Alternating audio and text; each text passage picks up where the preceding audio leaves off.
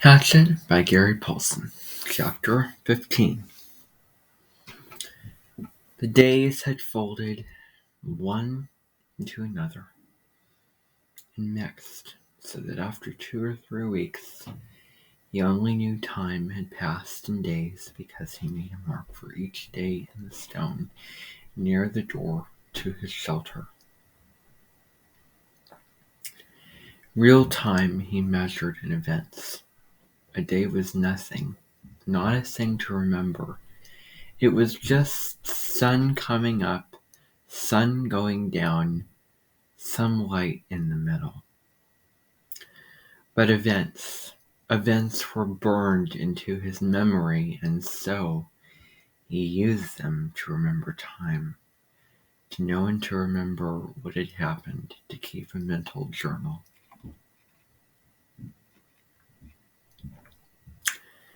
There had been the day of first meet. There had been a day that had started like the rest. Up after the sun, clean the camp, and make sure there was enough wood for another night. But it was a long time of eating fish and looking for berries, and he craved more food, heavier food, deeper food. He craved meat. He thought in the night now of meat, thought of his mother's cooking a roast, or dreamed of turkey. And one night he awakened before he had to put wood on the fire with his mouth making saliva and the taste of pork chops in his mouth. So real, and all a dream, but it left him intent on getting meat. He had been working farther and farther out for wood, sometimes now going nearly a quarter of a mile away from camp for wood.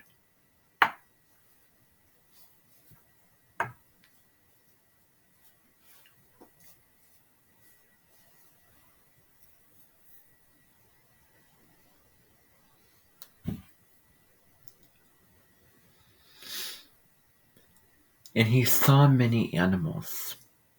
Squirrels were everywhere, small red ones that chattered at him and seemed to swear and jumped from limb to limb. There were also many rabbits, large gray ones with a mix of reddish fur. Smaller, fast gray ones that he saw only at dawn. The larger ones sometimes sat until he was quite close, then bounded and jerked 2 or 3 steps before freezing again. He thought if he worked at it and practiced, he might hit one of the larger rabbits with an arrow or a spear. Never the small ones or the squirrels. They were too small and fast. Then there were the fool birds. They exasperated him to the point where they were close to driving him insane. The birds were everywhere, 5 and 6 in a flock, and their camouflage was so perfect that it was possible for Brian to sit and rest, leaning against a tree, with one of them standing right in front of him in a willow clump, 2 feet away, hidden, only to explode into deafening flight just when Brian last expected it. He just couldn't see them, couldn't figure out how to locate them before they flew, because they stood so perfectly still and blended in so perfectly well.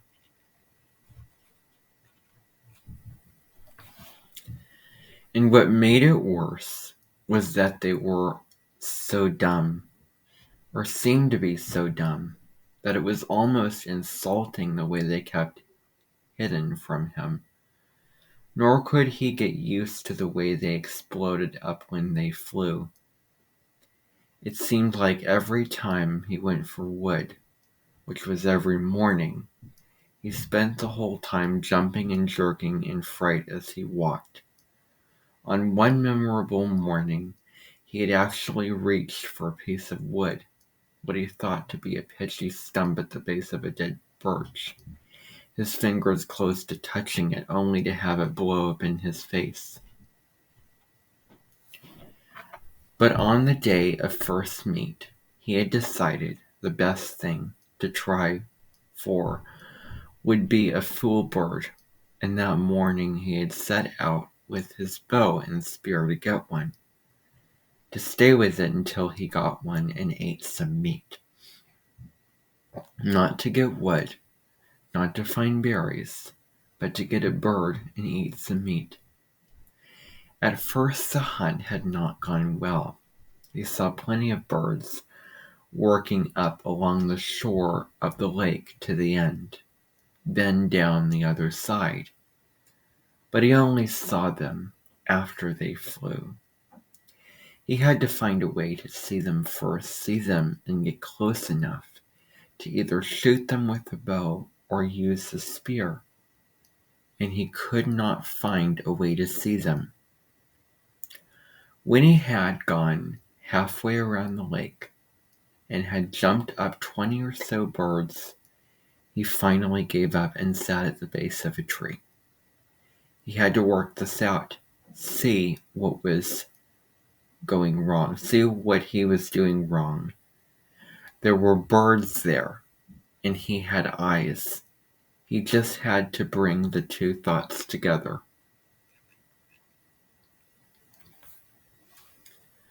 Looking wrong, he thought. I am looking wrong.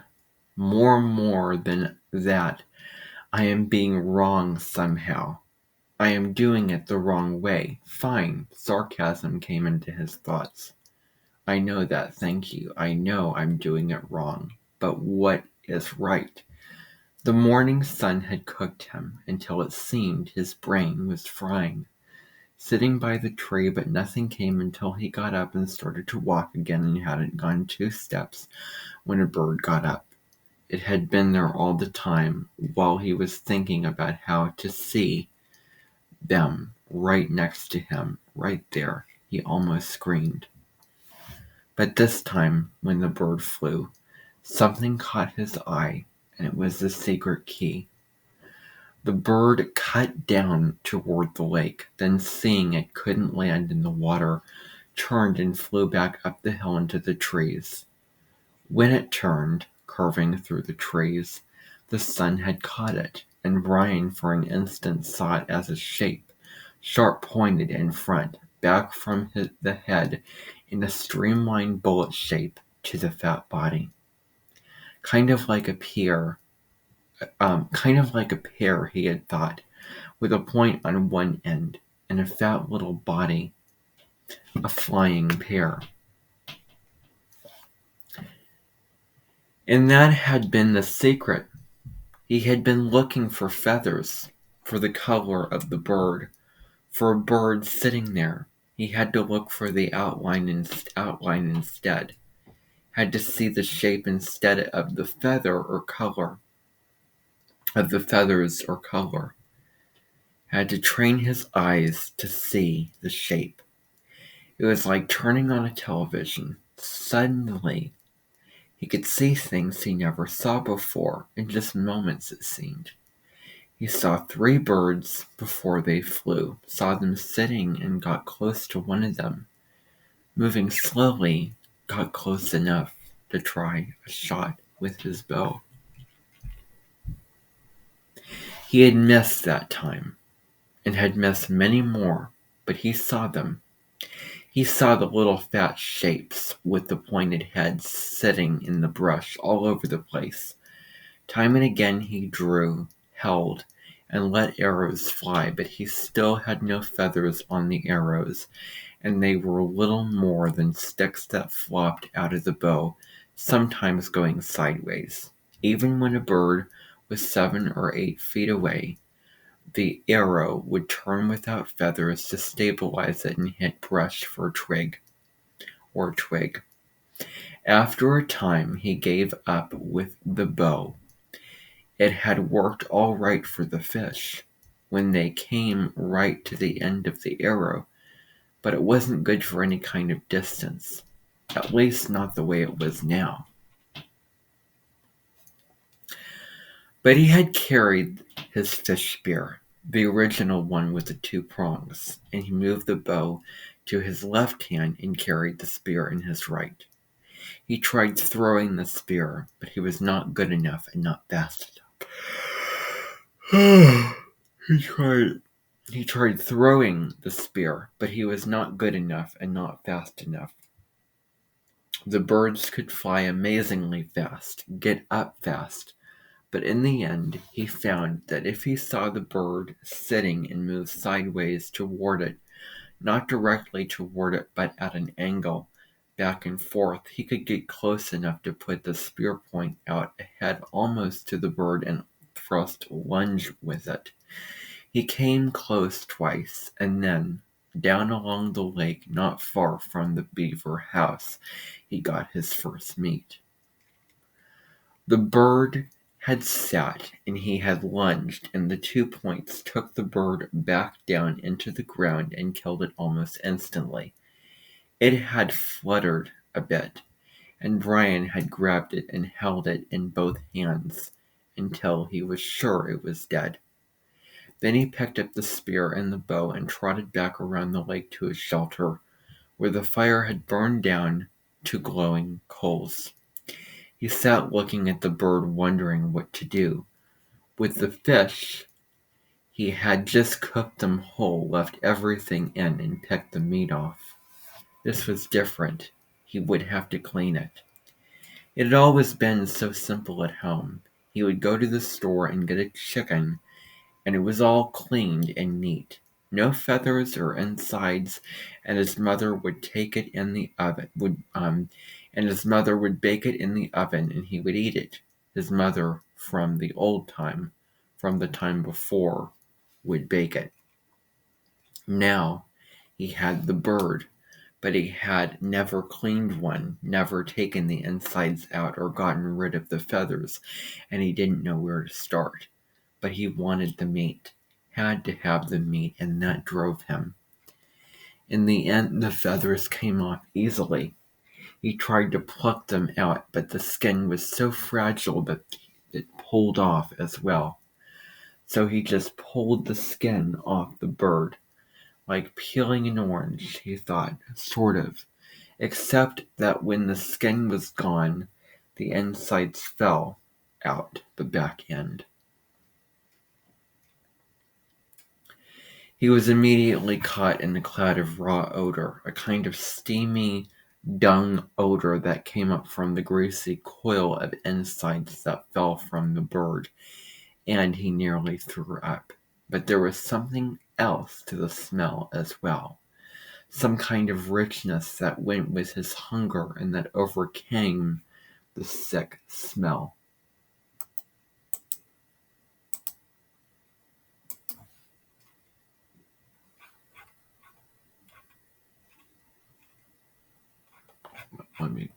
I lost where I was.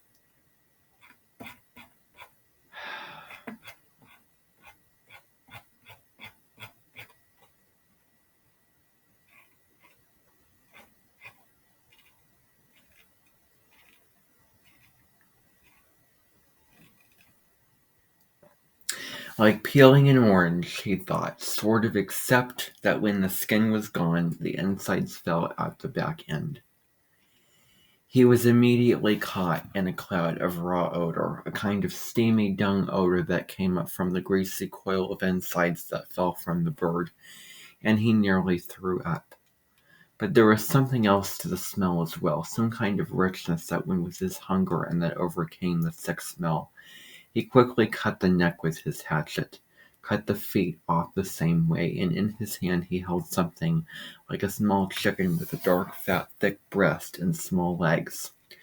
He set it up on some sticks on the shelter wall and took the feathers and insides down to the water, to his fish pond. The fish would eat them or eat what they could, and the feeding action would bring more fish. One second thought he took out the wing and tail feathers. On second thought he took out the wing and tail feathers, which were stiff and long and pretty, banded and speckled in browns and grays and light reds. There might be some use for them, he thought, maybe work them onto the arrows somehow. The rest he threw in the water, saw the small round fish begin tearing at it, and washed his hands. Back at the shelter the flies were on the meat and he brushed them off. It was amazing how fast they came, but when he built up the fire and the smoke increased, the flies almost magically disappeared. He pushed a pointed stick through the bird and held it over the fire. The fire was too hot. The flames hit the fat and the bird almost ignited. He held it higher, but the heat was worse, and finally he moved it to the side a bit, and there it seemed to cook properly, except that it only cooked on one side and all the juice dripped off. He had to rotate it slowly, and that was hard to do with his hands, so he found a forked stick and stuck it in the sand to put his cooking stick in. He turned it, and in this way he found a proper method to cook the bird. In minutes the outside was cooked, and the odor that came up was almost the same as the odor when his mother baked chickens in the oven, and he didn't think he could stand it, but when he tried to pull a piece of the breast meat off, the meat was still raw inside. Patience, he thought. So much of this was patience. Waiting and thinking and doing things right. So much of all this. So much of all living was patience and thinking. He settled back, turned the bird slowly, letting the juices go back into the meat, letting it cook and smell and cook, and there came a time when it didn't matter if the meat was done or not. It was black on the outside and hard and hot, and he would eat it. He tore a piece from the breast, a sliver of meat, and put it in his mouth and chewed carefully. Chewed it slowly and carefully as he could. Chewed it slowly and carefully. He tore a piece from the breast, a sliver of meat, and put it in his mouth and chewed carefully. Chewed as slowly and carefully as he could to get all the taste, and he thought. And that is the end of chapter 15 of Hatchet by Paulson.